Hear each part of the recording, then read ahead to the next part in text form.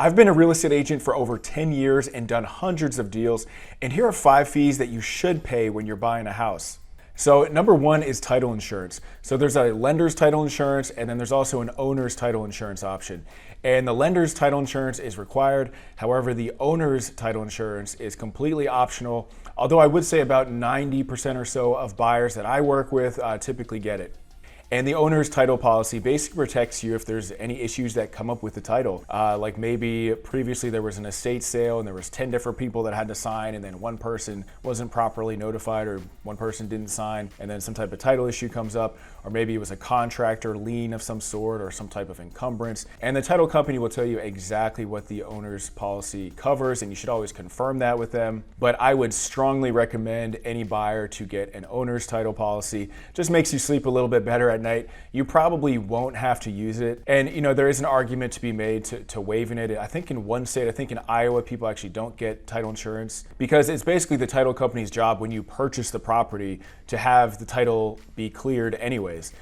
So the insurance, some people say, might be more of like an extra charge. However, what I would say is I work with a lot of developers and hard money lenders, and those guys are complete sharks, right? And they will not let you buy a property without getting owner's title insurance. So my line of thought is that, if they are requiring it and they're like the savviest buyers out there, you know what, I'm gonna get it for myself as well. And anytime I purchase a property, I always get owner's title insurance. I always recommend people get it. And usually the cost of owner's title insurance is gonna be anywhere from 0.5% of the property upwards to 2% of the property, although that's pretty high. So it is gonna be, several $1,000s. But you know what, just for that peace of mind, I would always recommend getting it. The next optional fee that I would strongly recommend paying for is getting a survey done of the property. So that's basically where the title company will hire a survey company. Usually it might be around $500, maybe a little bit higher if it's a larger property like an acre or something like that. But they'll basically do a survey of the property, which means they'll give you like a border, show you where the borders are of your property, and show you the boundary lines. And you want to do this because a lot of times, you might have some issue with the property. Like maybe I've seen it before where, people had like a swimming pool. The neighbor's swimming pool was like actually on their property. Or maybe there's different fence lines from the neighbors that are on your property.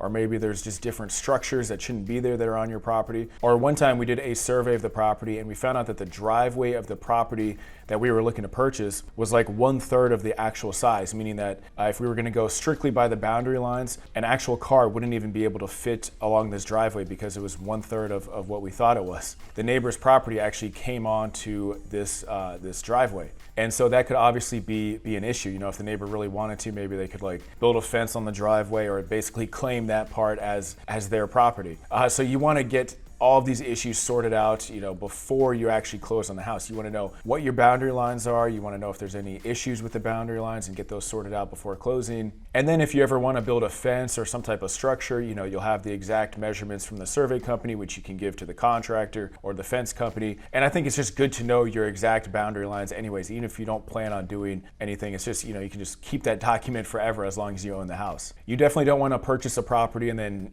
5-6 years later, you decide to do some type of work and then you find out your property boundaries are not what you thought they were. So that's why it's always a good idea to get one done. The next optional fees when buying a property are the home inspection and wood destroying insect inspection. Now the WDI, the wood destroying insect inspection, some lenders, I believe if you're getting a VA loan or FHA, they're actually going to require that you do that, but a lot of conventional lenders, they might not even require that you do a WDI inspection. However, that is standard on a lot of contracts just to get that done. And they're typically not that expensive. They might be like $75. So I would always try to include that if you can. Now the home inspection is definitely optional. If you're going up against 3, 4, 5 offers, you might have to waive the home inspection to make your offer more competitive. And we do see that a lot with competitive properties. Or you can also do a pre-inspection where maybe you pay $300 and the home inspector goes to the house for about an hour, looks through all the major systems and tells you if there's any big issues. They're not going to give you like a full 30-page report like a standard home inspection, but they will alert you if there's anything, if they see any red flags or anything like that. Now, if the property's been sitting on the market for a week or two or even longer than that, there's no real reason to waive a home inspection in that scenario.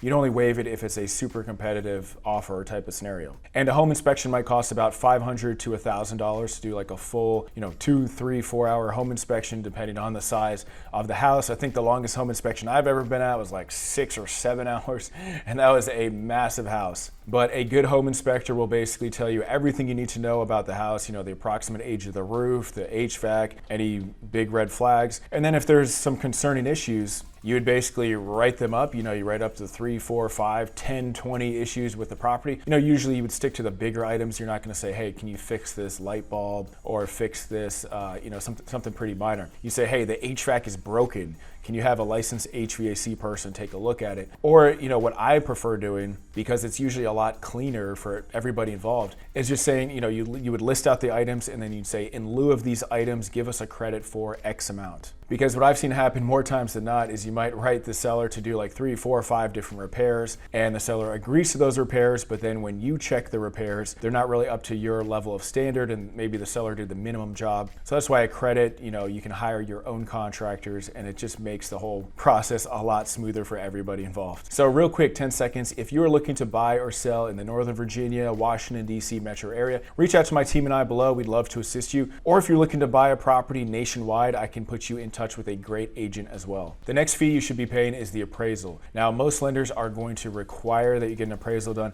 every now and then based on the comparable sales in the neighborhood. The lenders have like an automated valuation system. Every now and then you might not have to get one done, but usually you're going to pay for the appraisal. It should be about $600-700. But what you want to look out for with the lender is that the estimated fees that they gave you originally when they said, hey, this is like what your rate is going to be, this is what the fees are going to be, you want to match those up with what you're actually going to pay when you get closer to to the closing table. Because some lenders, and it's usually more of like the discount lenders or the lenders where if you look them up, their reviews are not great. And it's still amazing to me the amount of buyers that will use a lender, and I'm like, have you even looked this lender up? Have you looked up their reviews? They might be the discount service provider, but if they all have like 1.5 star reviews, including some reviews like this is the worst experience ever, maybe you shouldn't use them, because sometimes the discount lenders, they'll work their fees in different ways. So you basically don't want to be surprised by any fees. You should match up, what the appraisal fee is and any other lender fees with their estimated, initial proposal that they gave you with what you're actually going to pay once it gets closer to,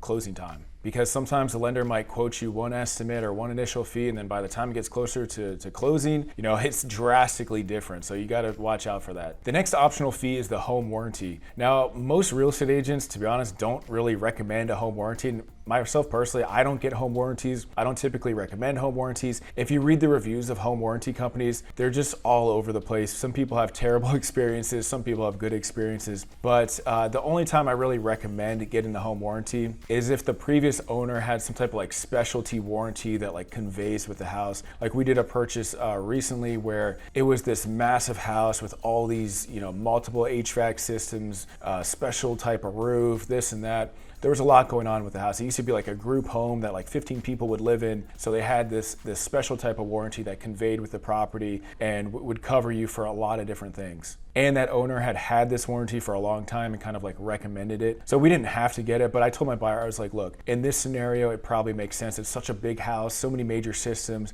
The previous owner said it's a good warranty. It's not like he's making any money off of this.